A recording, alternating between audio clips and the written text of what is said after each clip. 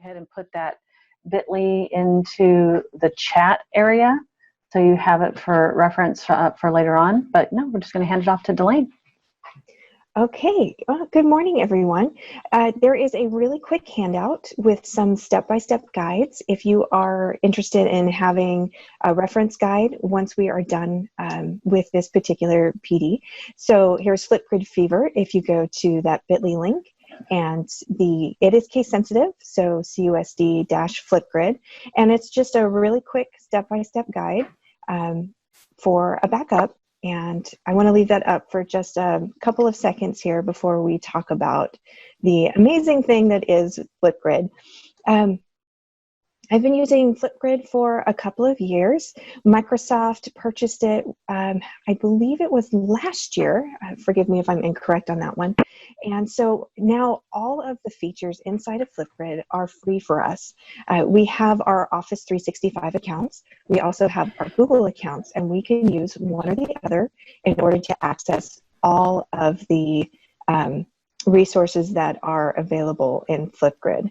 So hold on really quick. I'm not sure if I got a little pop-up message. I apologize for that, if that covered up the screen. So the first place that you want to go is to flipgrid.com. I'm going to move at a pace so you can play along with me at home. And if you would like to hit escape in your Zoom meeting window, that'll allow you to shrink Zoom and then let you open up a fresh tab.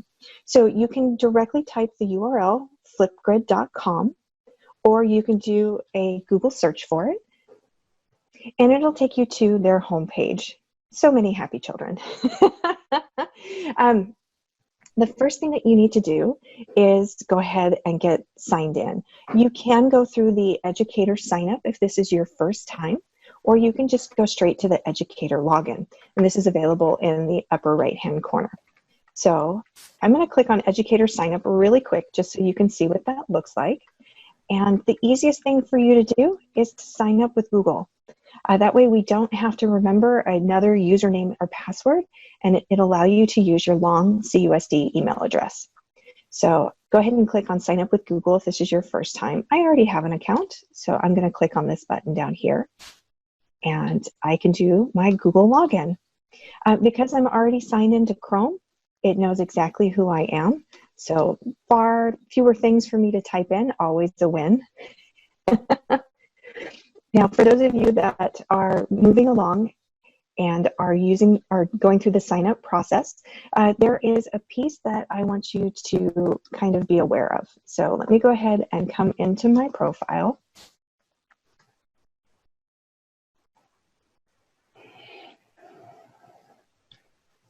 Okay, so here's some account information. You can see that I picked middle school. When I set up this account, I was working at Rayburn. My focus is on technology. And so we're just going to keep scrolling a little bit. Right? You can add other information as you sign in, but your profile is pretty basic. Mostly what they want to know is where you're working and how you want to be addressed inside of FlipGrid. Okay. Once you have that account set up and you are signed in, you are going to see a list of grids.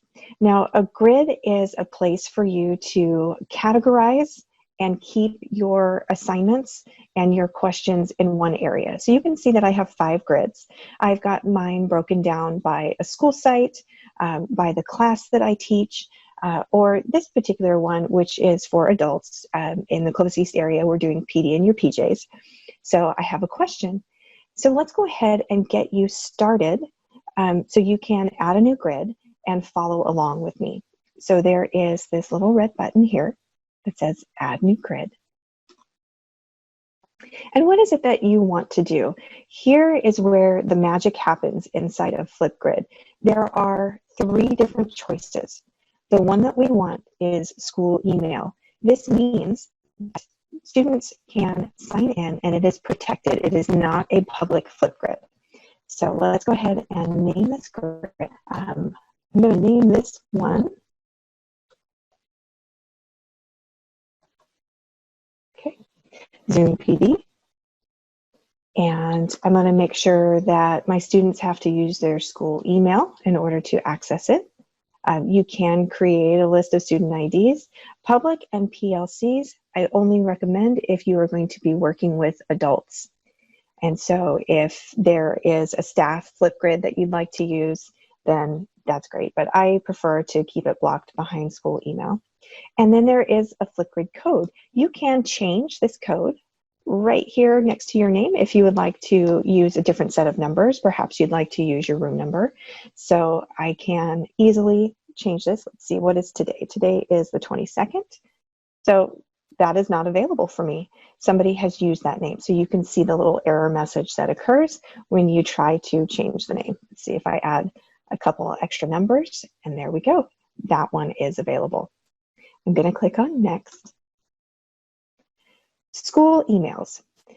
What do your students use? So this is the long email address. It's recognizing clovisusd.k12.ca.us. If I'm using this with adults, that's fantastic. This is what they will be using for either their Microsoft accounts or their Google accounts. Our students, however, have a different domain.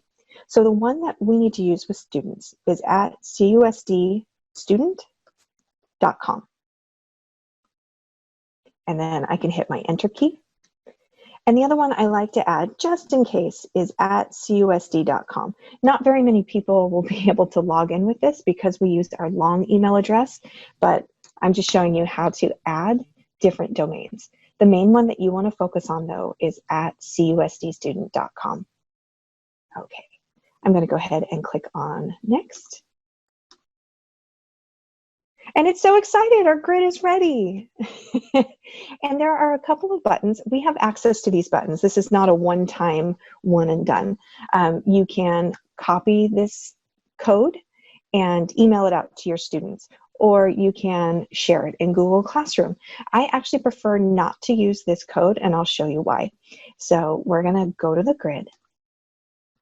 And this is a brand new grid. Everybody likes the fancy, I know. We'll talk about the fancy here in a second. But Delane, I don't like this picture. We'll fix it, I promise. So some things that you need to know about a grid. We have this picture, we have our title, we have the code, and then we have something called a co-pilot. So if you'd like to share a grid with a teacher, you can absolutely do that by adding a co-pilot. There is an Actions drop-down menu. Lots of goodies hide under the pencil and the Actions menu. So something that you might want to take note of.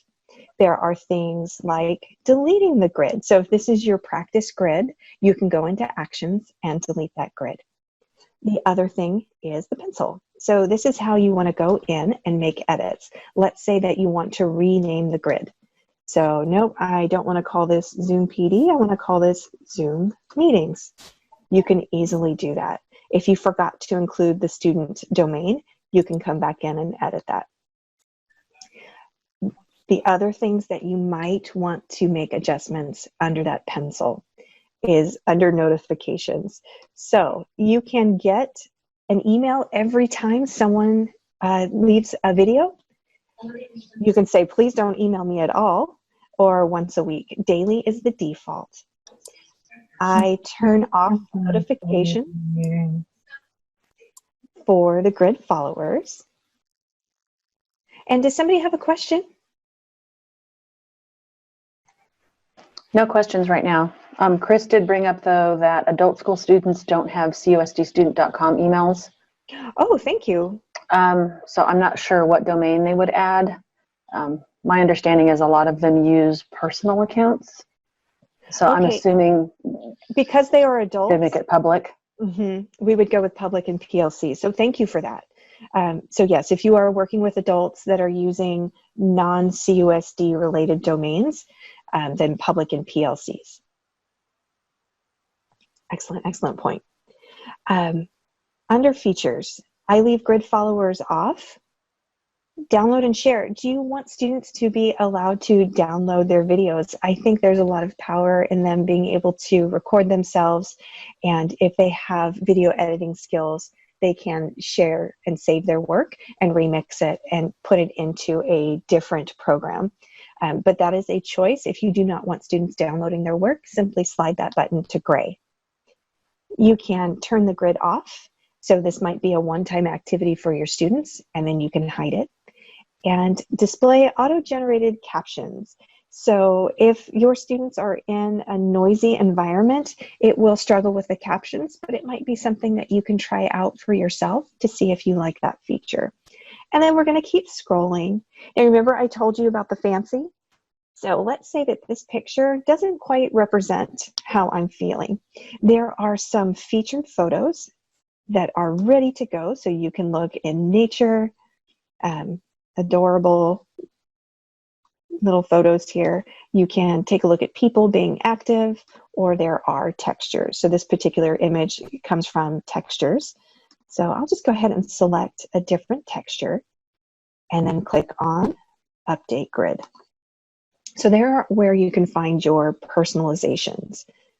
Right, so again, we went under that pencil to edit the grid. Each grid comes with a default topic.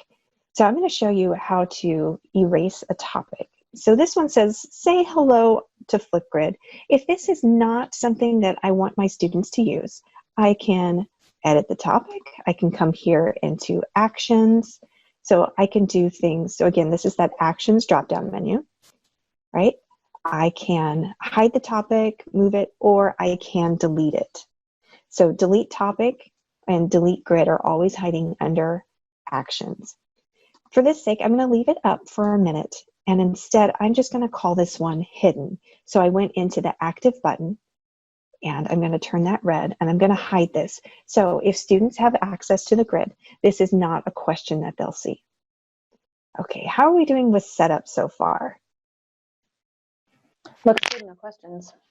Okay, I'm going to go back to my grid, and I'd like to show you a very recent question that I asked. Everyone in this FlipGrid has given permission for me to show their face, including the students. So most of these students were with their parents when they recorded their responses. So I asked some people yesterday to share some recent learning or reading. From the teacher point of view, I'm going to show you what this looks like. So I'm going to open up the topic, and I asked people to let me know, what are you doing in the last couple of weeks? So here's what the responses look like from the teacher standpoint. Let's show you the student standpoint, and then we're going to come back and find out how a teacher goes through this. So let me open up the code to view a student. There's this little school and the link to it. It's going to ask me to sign in, because this is how your students would work through FlipGrid. So let's give you a quick demo. Okay, so I'm going to log in with Google, and it just wants me to verify my account. So this is the student view. I have my fancy picture. Here is the topic and the instructions. And as I scroll down, these are the responses. So everyone was able to take a selfie. They might have included little stickers. So you can see a little sticker here. You can see that they've put on some fun sunglasses here. They've included the picture of the book. And so let me go ahead and show you what your students would see after they start to record. So here is. Hey guys, I am Joanne Willis, and this is my daughter Evie, and she has something new that she's learning.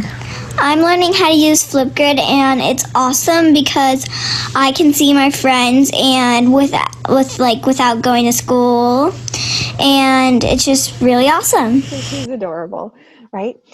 Dax has read a book to us, so I wanted to point out that Evie and Joanne used a cell phone to record their response. So Dax here. Harry the Dirty Dog. Harry was a white dog with black spots who liked everything except being that. Right. So Dax is reading to us. And so it's just a fantastic way to have students have access to their classmates, to be able to see friends and just kind of get caught up. And so Dax also shared some really bad dad jokes, and the rest of the adults were talking about how they're using their time. So this is the view that your students will see. They get a shot of the person's face, or they include a book if they're a little camera shy, and their name, and they get to control what name they put down. Right.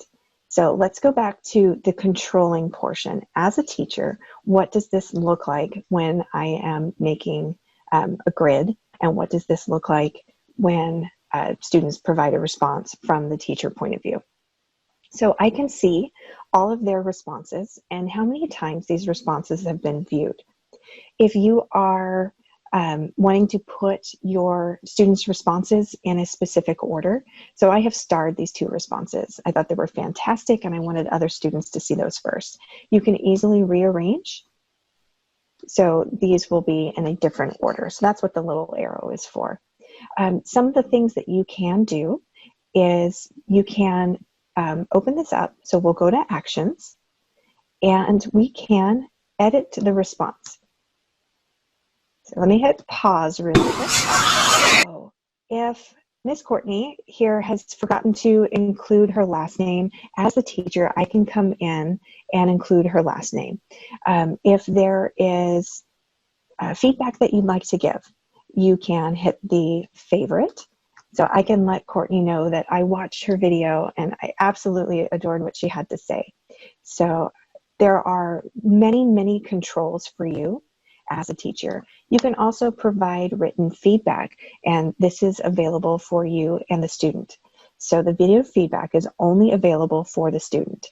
So you can create a rubric. I'll show you how to do all of this, but I just wanted to give you an overview of how FlipGrid works before we get into building one and then sharing it with students.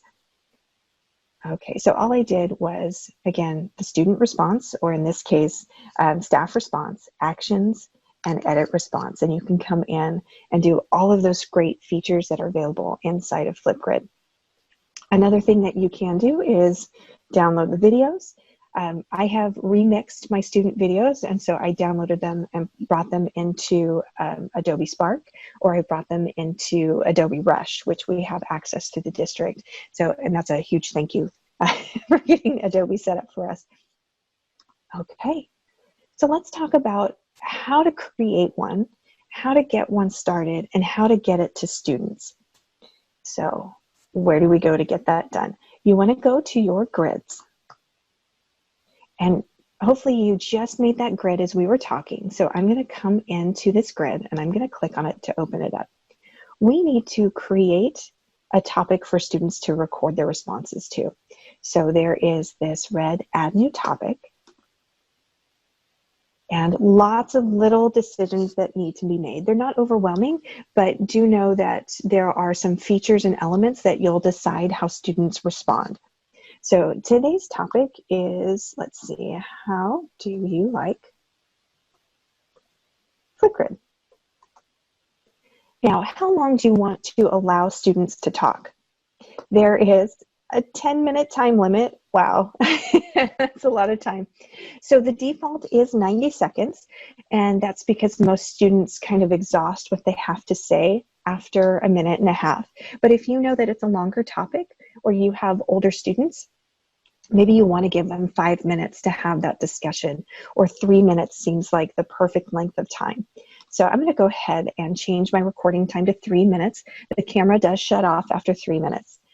And what do you want to say? What guidance or instructions would you like to offer students? This is what the prompt is for. You can give them some sentence starters. You can give them an additional list of questions that they need to answer. So I could say, number 1, what is your favorite feature? Number 2, do you prefer to screencast or talk to the camera? Right, so you can ask a bunch of leading questions or offer additional guidance. What are the expectations when a student starts recording? I'm going to scroll down a little bit. In that example FlipGrid that I showed you, it had a focus and it showed the detective. It had a woman with her hat on, and her magnifying glass. All I did was add an emoji in order to get that picture. But let's say, for example, that you have something like a Kahoot game, and you want students to be able to play the Kahoot game before coming back and talking in FlipGrid. This is what this focus piece is for. It allows you to give additional interest or something to kind of spark their attention. So I'm just going to show you, add an emoji.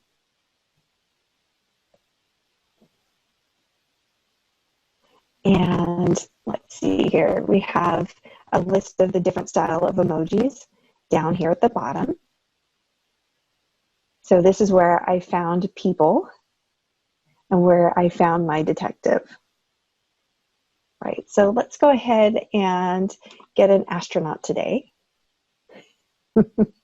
Now, create topic, you really want to push that button, right? Don't do it. Don't do it yet. Instead of doing create topic, go into more options. More options is where it allows you to have extra control features as a teacher. Now, topic tip, if you want to give them a little hint, like, oh, go to Encyclopedia Britannica to learn more about this topic before you come talk to us. Hey, read your Studies Weekly packet. So you can just give them a little hint about where they should go to find more information. That's one way you can use the topic tip. Topic attachments. Let's say that there is a website that you would like them to review. Remind them that they can go to Clever and they have access to a lot of fantastic resources that have been vetted by CUSD, right? Or if there is a Google Doc that you want them to review before coming into the FlipGrid, absolutely great way to use this feature link. Topic status. This is where the winners are. Video moderation. Oh, yes, please. So I'm going to turn on video moderation because I would like to review the videos before other students can see them. So I highly recommend video moderation, especially as we are in distance learning. Student-to-student replies. If you do not want students to leave typed comments or a video comment for someone's response, you can turn this off. So I would recommend turning off student-to-student replies until your students are comfortable with FlipGrid. If you've used FlipGrid with them in the past, this is a process that they're familiar with, you can leave student-to-student replies on. But if it's their first time, I recommend turning that feature off. Now, your status. Your topic should be active, but you can hide it if it's not something that you're going to use for another week. So then I would go into active, but the default, or frozen, or hidden. The default is active. So just know that if you want to wait for this topic, go into hidden, and frozen means no new responses. Launch and freeze dates. This is so great. It can start today, and it never ends. Students can continue to come in and leave responses. What I like to do is give them a time frame. So for example, they have until the end of April in order to leave a response. Do you notice that the status changed? The minute that I gave it an end date, it will freeze the topic. It will not allow students to respond to this FlipGrid after April 30th. So launch and freeze dates are one of your best friends inside of FlipGrid. We're going to keep scrolling. Video features. Do you want students to be able to take selfies in videos? Do you only want them to be able to take a video? Now, the selfie is included as that picture frame, that little thumbnail that we saw from the student view. So I'm going to show you again. Let me flip over to the student view. These are selfies. So every single little snapshot, students or adults in this case have the opportunity to take a picture of themselves to showcase what they were talking about. If you don't want that selfie feature turned on, this is where you come into videos only. I love the selfies. Students get so creative with the stickers. They can put on wigs, they can put on hats, and it's one of their kind of external motivations for recording themselves. Do you want students to be able to trim and rearrange their videos? This is a great feature. Sometimes we get a little distracted at the beginning of a video, or there's a long sound as they're trying to get their thoughts together. So this allows them to cut off any extra recording at the end or a long pause at the beginning. So I like to leave video editing on. They can add a title. So for our littles, view count. sometimes I feel like this is more of a popularity contest. I left view count on so you could see that in this example FlipGrid. But for my students, I actually prefer to turn the view count off. Just for social emotional well-being. And like Instagram, they don't show you how many likes you have anymore. Sticky notes. This is so students can leave themselves step by step. Like, so for part 1, I want to talk about this. For part 2, I want to talk about that. No one can see their sticky notes. It is just a helpful guide, kind of like 3x5 cards.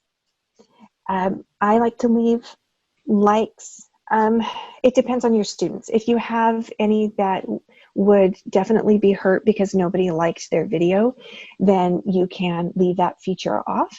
If you've got students that will definitely review everyone's work and say, oh, I love this, I thought this was great, you can turn those likes on. So also a personal choice, you know your class well.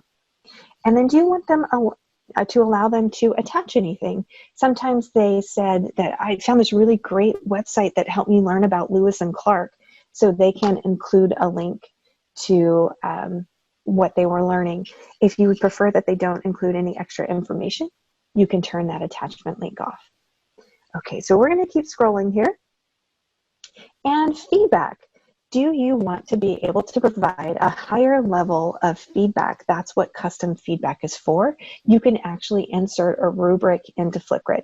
It's more of an advanced feature. I won't spend a lot of time on this, so I like to leave mine at basic feedback. And the basic feedback covers ideas and performance on a scale of 1 to 5. So again, I highly recommend, as you're creating a grid, there was a button right here that said more options.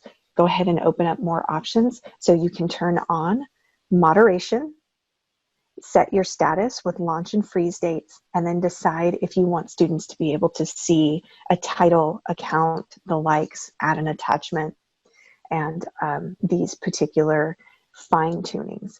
I'm going to click create topic here at the bottom, and my grid is ready to share with students. Again, you can copy this link, email it out, especially if you're working with our littles and you know that students are not checking classroom, they are in kinder. So you can send this out to parents. Or if you have students in classroom, you can use that share to Google Classroom button. I'm going to walk you through what that looks like really quick. I'll click on share to Google Classroom. It opens up a pop-up window for me. I have a drop-down. What class do I want to share this with? And is this an assignment? Is it a question? Is it an announcement? That's up to you. I'm going to go ahead and show you make an announcement, and then I'm going to click on go. So everything in this pop-up window, the link to the FlipGrid is there for me. I don't have to copy paste anything, and I can type in an announcement. I'll just write something really quick, and then I can click on post. So this link to the FlipGrid will go out directly via Google Classroom. Such a helpful feature. Okay, I'm going to click on all set. Now, I'm under my grids. We created this FlipGrid with a topic so students can record. Now, what does this look like as a student? So under topic details, you have your title. You can see the hand that tells you that it's moderated, and there is the flip code. When you click on flip code, it allows you to see this topic as a student. So I'm going to click on my flip code. I'm going to log in with Google, verify that I am with that Google account, who I am with that Google account. And then as you scroll down, you can see your title, you can see your instructions, and then a big green plus button. Students have no question that this is a moderated FlipGrid. Because I'm using the Zoom camera, I won't be able to show you all of the steps for using FlipGrid as a student. We'll get as far as we can, but the message will tell me that the camera is otherwise engaged. So when I click on this green plus button, I'm going to record a response. And then it will show you your camera view. And let's see if I can import a video right now. So we are going to upload a video. And I should have a Zoom recordings. So here we go. While it's going through this video upload process, how are we doing so far? Do we have any questions?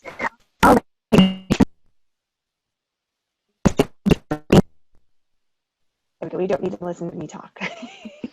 Yeah, no, nobody's posted any questions in the chat.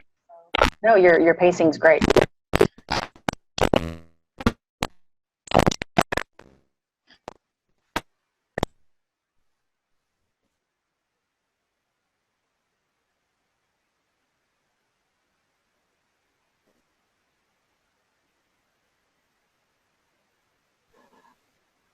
Okay, Sherry, could you repeat that? No questions posted in the chat, so your pacing is really good. Nobody, they're watching and learning. No questions. Okay, great. I apologize for the internet. So as you can see, you'll want to go in as a student and walk through the process in order to use the camera and have a little fun recording. One of the things, I'm not sure if you noticed, but I attempted to upload a video that was longer than my FlipGrid time frame. So I said 3 minutes was the length of time that FlipGrid, that you could talk to the camera. My video was a 7-minute video. And if you caught it, said your video is too long, you need to shorten it. So even the upload video process, students will not be allowed to get around the time frame that you set. And so students just have a lot of fun. One of the things that I want to point out is this little blue book and a speaker icon. If you have students that might struggle with reading, we have, everybody's an English language learner, but sometimes we all need a little bit of help. Microsoft's Immersive Reader is available for your students inside of FlipGrid.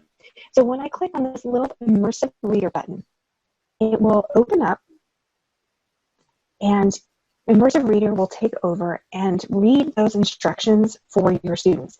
It also has things like a dictionary and a translator.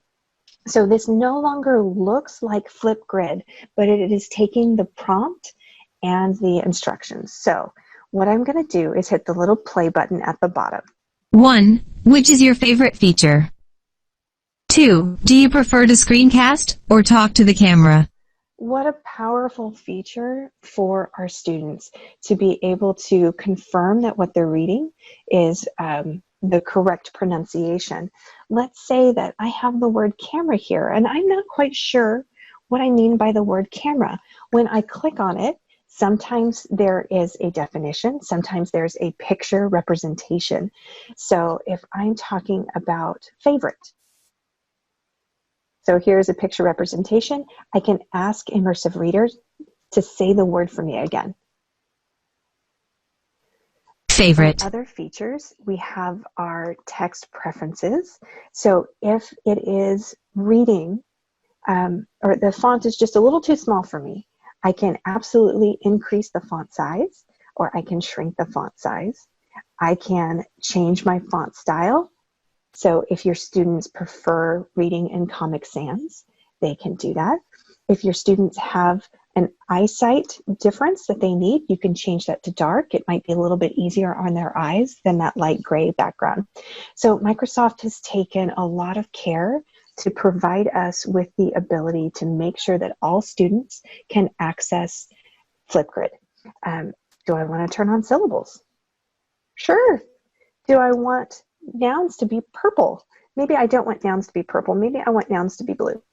I could do that. Isn't Immersive Reader is just absolutely amazing. Let's turn on some verbs. So we can help our students access everything inside of FlipGrid. If nothing else, they can click that big green button and just start talking, right? If they know what the topic is. So one more feature for Immersive Reader. I know this is a little bit of a side trip, but I find that Immersive Reader is just amazing for our students. So I did turn on the picture dictionary. So that's why you saw the little images when I clicked on camera and when I clicked on favorite.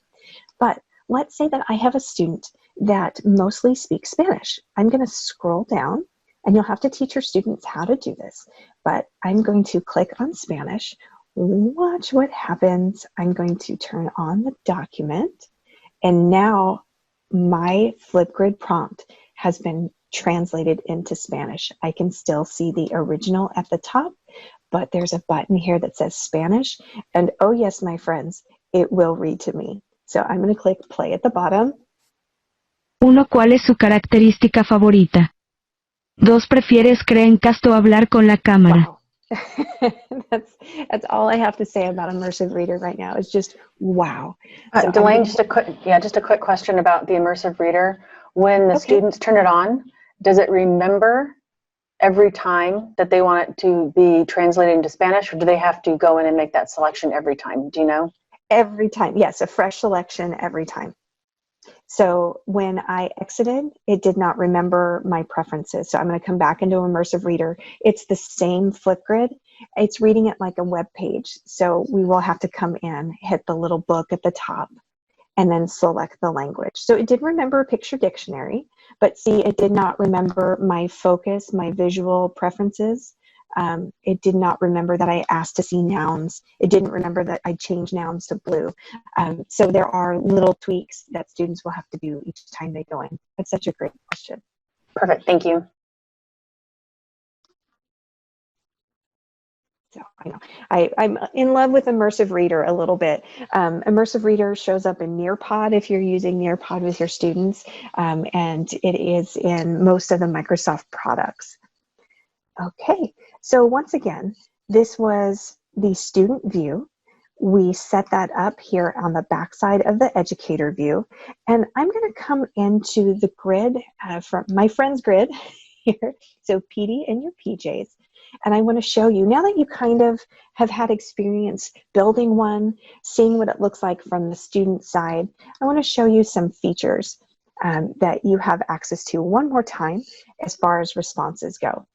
So I starred this response because I wanted students to see Evie's and Dax's responses right at the very top.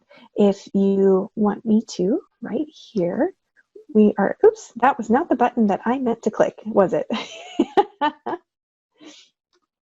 So, sorry, the little Zoom meeting covered up my tab. When we are in the FlipGrid for the student view, let's see, it's this one here. Do you notice that these two are right there at the beginning because they have the stars? How did I do that? How did I make that option? How did I make that choice? So actions are where all of the good things are hiding when I come into edit response. Hey guys. So I'll pause the audio. There's a little star right here that allows you to make it a featured response, and then it'll bump it up towards the top, right? So there are other items that you can do. This Spark video, this is a response that just absolutely, you know, students are going to be debating. One of a great pro-con, right? Should we have cell phones allowed to be used in classrooms? Students definitely have an opinion about that. So you can use this Spark video to encourage students to watch the video and then create a response to that. So that's what this little fire is for, is should students watch this one because there's a really excellent point being made, or they came up with an idea that was so unique, everyone needs to watch this video. And then Mixtapes, it's just a different view. It allows you to take your student responses and put them in a different style grid. And I can show you what a mixtape looks like here in a second. But that feature, that starred feature, is what you want to look for if there's a response that you would like to bump to the top. The other thing that you can do is just click, hold, and drag. So if you want a particular student response to be the first in the list, that's all you have to do, is click, hold, and drag.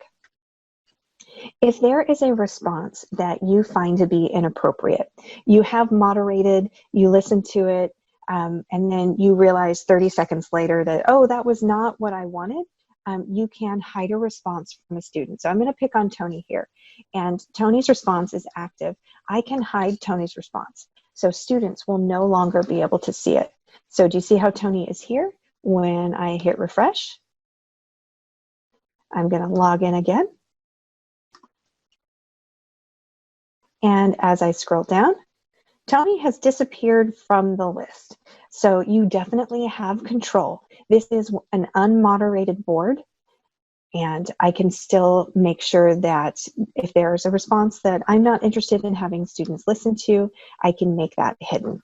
So I'm going to go ahead and make Tony's response active again. How are we doing so far?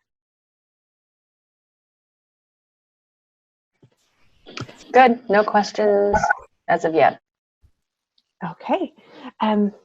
I gave Dax some feedback here, 10 out of 10. So I used that rubric. And let me show you what that looks like. Harry the Dog. It was so cute listening to read that book. It was one of my favorite childhood books. And so I wanted to tell him that. So under feedback, I gave him 5 for ideas and 5 for performance. He did an excellent job reading the book. And then I left him just a couple of sentences. Right? So you can copy the feedback link if you want, or you can email feedback. It will be available in their video. So that is just one way that you can engage with students inside of a FlipGrid. You do not have to use the rubric feature at all. It's just there for you if you would like to be able to use it. So that's how this 10 out of 10 under feedback popped up, is because I used that rubric score. I did promise you mixtapes, so let me show you what that looks like. Up here at the top, you can see things like my activity, and it will give you a running total of engagement time. I think that's really fun. You have my grids, and so this is where you come in to build. I would recommend, one grid per subject or one grid per class, depending on how you teach. And then there are mixtapes here at the top. So I made a mixtape for Hour of Code. My AP Computer Science Principles students made videos in FlipGrid to help encourage our Clovis East elementary schools why they should be engaged with coding. And so using this mixtapes features, I am able to put all of their videos together in one. So let me click on this, and hopefully I remember the password. Oh, good. I remember my password. This shows all of their videos, but without that plus sign, right? So it's much easier for me to share a mixed code with my students or a mixtape than giving them access to the grid. Because one thing that we cannot do is limit the number of responses. So that might have been a question that was popping into your head, is I only want students to have one recorded response. So FlipGrid thinks that the best process is to let students record as many responses as they'd like. So as a teacher, your options are to hide the responses that you don't want students to see. So they get 3 attempts to record if you like, and you get to pick 2 to no longer be shown. But as a perfect example, Melissa was amazing. So Melissa recorded several different responses, so you can see that there's no limit, right? So a great way for students, if they have a new idea, they can pop into the FlipGrid. So that's where your control on the backside to freeze your grid, or to hide responses, or to moderate responses. So when you leave that moderation on, you decide which one of those responses will be released to your other students. So I know that's a frequent question, is how do I limit them to 1? And that is on your end. Or you can ask students to please only record 1. Students can absolutely re-record. They can absolutely delete in the middle of recording. I know that I was recording yesterday, and it probably took me 2 times before I felt comfortable with what I was saying. But what an amazing feedback technique for your students. Opening up a FlipGrid, talking, and realizing that, you know what, I can say that better.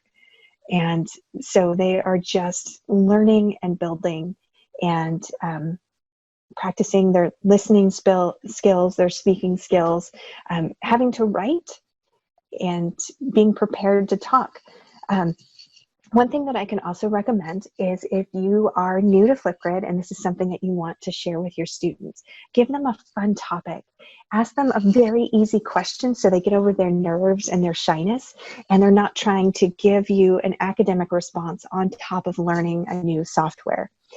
So fun questions, we can brainstorm some.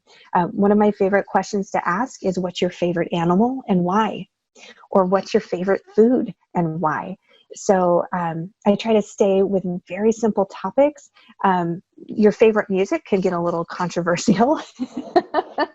Students are very passionate about their music. So you can ask them a simple question so they have no problems talking to the camera from the beginning. And then they can learn about all of the features, adding the little emojis and adding some text and being able to record and edit their response. So that's something that we have a whole host of friendly TOSAs. We're more than happy to check in with you. You can email me directly if you like, and we can walk you through it. As a reminder, I want to, there's a handout here, so bit.ly CUSD-FlipGrid with step-by-step instructions on how to set up an account, to create a grid, and a video from FlipGrid that shows you how. So if you'd like another video to walk you through the steps, that's available for you through that Google Doc. We have about 10 minutes, and I'd like to open it up for questions. I feel like I've been talking at you a mile a minute. So what would you like to know? So Delane, I have a quick question. So when the students create their FlipGrids, is there any place in there where they can download the video to use in maybe another application, or to turn it into Google Classroom, or to do something else? Absolutely. So when, as a student, I have recorded my FlipGrid, let me pause this. There will be a button available for them to download. Let's see. Usually it exists as you are recording, and because I can't turn on my camera, unfortunately, I can't show you where that button is. But as long as that feature is turned on, so let me show you where that feature is available. And do you remember how we were setting up the grid? I'm going to go into Edit Topic. And that was hanging out at the very bottom of the topic. So will you allow your students to download? Let's see, I have video moderation turned on, and it's hiding in here. We were just looking at it. Isn't that funny? It's never where you expect it to be. That's so true. Right? That's so true. Okay, don't mean to make everybody seasick. So we've got our title, recording time, prompt. We have our tip. We have our attachments. The topic status with the launch and freeze dates with student-to-student replies. And it should be hiding in here under video features. But yes, students can absolutely download their videos and save them and import them into another process. So let me hit cancel here, and I'm going to show you. Let's open up this top one again to edit response. And inside of their own response, we can do actions and we can do download video. They have the same feature available to them to download video. Okay, and one more question. So as a teacher, a kid makes an awesome FlipGrid and you want to share that FlipGrid with parents. Is there a way to grab a link to that specific video and then share it?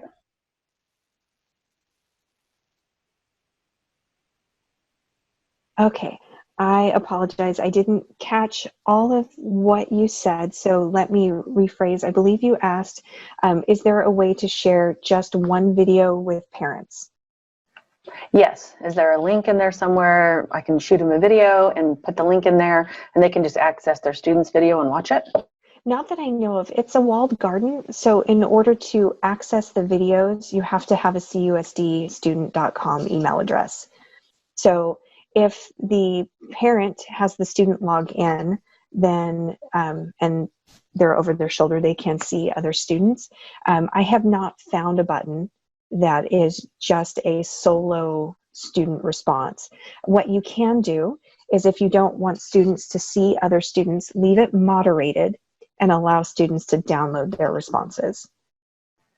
Okay, So great. As a moderated FlipGrid, you choose whether or not to post those responses. Just don't make them public on the grid, not public, but don't make them available on the grid for other students. So yes, you can absolutely have a moderated grid. Those responses are just between you and your student, and then parents would only see their student's response. So on that mixtape, if you make a mixtape of videos, could that link be shared Yes. out without having to log in? Okay, so if you have a student who has multiple videos and you want to put them into a mixtape for just that student, then you could share that out? Yes. I'm trying to think. I have not gone through and done it for one student across a bunch of different topics.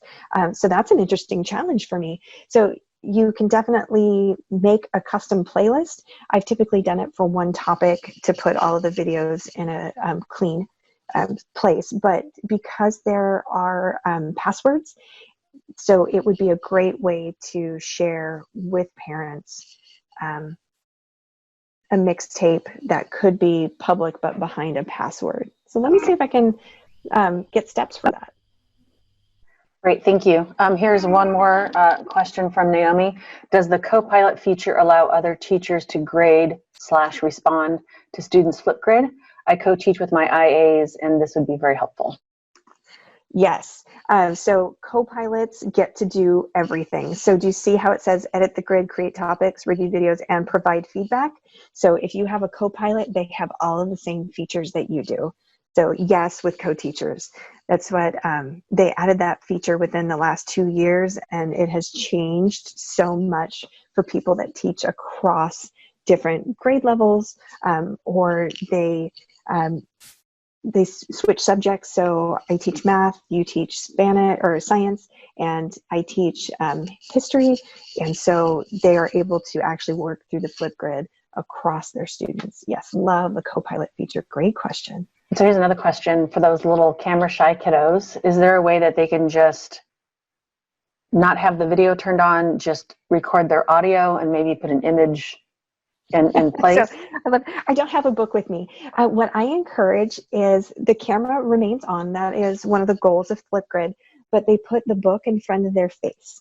So, or a picture. They can draw a picture and talk about the picture that they've drawn without showing their face. So yeah, I've done this with camera shy kiddos a lot. And they can put a sticky note over the camera if they get so nervous and they just can't. I recommend that they put a sticky note over, and all you hear is the voice, and it's a little bit of yellow or a little bit of blue.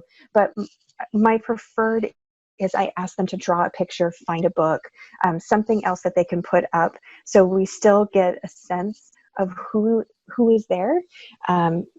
Without having just kind of a blank wall. Looking at a book is much, much more interesting than a sticky note. But I get it. I absolutely get it. Not everybody's comfortable in front of a camera. Okay, and another question. These are all great questions. Here's another one. The screencast feature, is that automatically available in FlipGrid, or is that an extension? It should be automatically available for students now. So when I come in to FlipGrid and I want to record a response, I forget, I'm in Zoom, it won't let me do it. One of your options is screencasting. If you are not seeing it, then we can go through and look, but it should be readily available for students right from the get-go. Thank you. Those are great questions. Yes, absolutely. Under the export data, what kind of data is exported? Ooh, okay, so we're going to click on that export data button, and we've got our little file right here. So it's a little CSV, and when I open that up,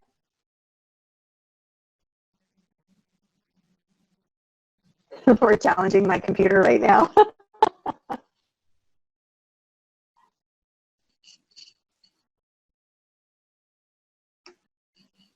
Here we go. So you can see some information, response date, response count, and view count.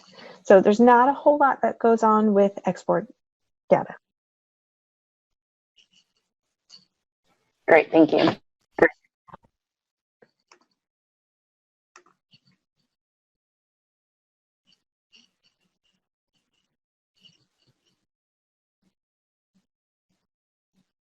Okay, well, I hope that you feel inspired to try a little video response with your students. It is so great for asynchronous learning.